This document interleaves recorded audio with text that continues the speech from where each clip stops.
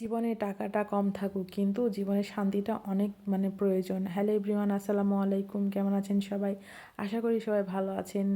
আর কি বলবো, যে আমরা যখনই বাড়িতে যাই তখন চারপাশের পরিবেশ, মাঠ ঘাট এগুলো ঘুরে বেড়াই, তখনই আমাদের মনটা কি একটা আলাদা একটা শান্তি আসে। আর আমরা যেহেতু রাজশাহী আসছি, আর রাজশাহী আসার পরে আমরা প্রায় প্রায় বাড়িতে যেতে পারি, এটা আমাদের জন্য অনেক ভালো হয়েছে। ঢাকাতে থাকতে তো কি বলবো, যে হয়তোবা অনেক সুযোগ সুবিধা ছিল কিন্তু জীবনে শান্তিটা ছিল না।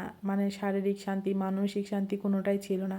এখন আল্লাহর রহমতে দুইটাই আছে। আমরা কি বলবো, যে অন্যান্য সুযোগ সুবিধা থেকে আমাদের এখন যে বর্তমানে যে জিনিসগুলো আছে এগুলো নিয়ে আমরা খুবই নিজেরা অনেক সন্তুষ্ট। তো বাড়িতে আসার পরে ভাবলাম, যেহেতু আমার একটু ইউরিনের সমস্যা আছে, তো ইউরিন ইনফেকশনের কারণে আমার মাঝে মাঝে আখের শরবত খেতে হয়। আর যেহেতু আমার শ্বশুরবাড়ির এলাকায় কিন্তু প্রচুর পরিমাণে আখ হয়, তো এই নদীতে আসলে কিন্তু প্রচুর আখের ক্ষেত আছে।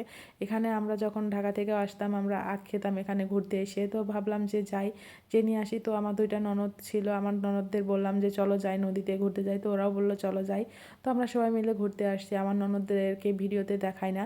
তো এই তো এখানে আসার পরে কিন্তু অনেক সুন্দর লাগছিল, চারিদিকে সবুজ আর সবুজ।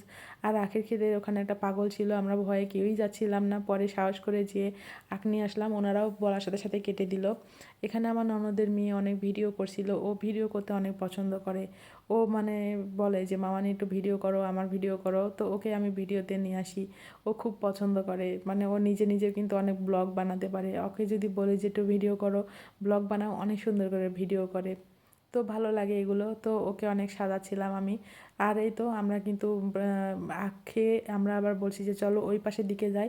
এটা কিন্তু কি বলবো, যেটা পদ্মা নদী, আর পদ্মা নদীর এটা আগে একেবারে সব চর ছিল, বালি আর বালি, জমি জমা সব কিছু ভেঙে গিয়েছিল। কিন্তু এখন বর্তমানে এগুলো আস্তে আস্তে সব উঠে যাচ্ছে, জমিগুলো পলি পড়ে পড়ে সব এখন আগের মতো হয়ে যাচ্ছে। একটা সময় এগুলোতে অনেক বাড়ি ঘর অনেক কিছু ছিল, আমার শ্বশুরেরও বাড়ি ছিল।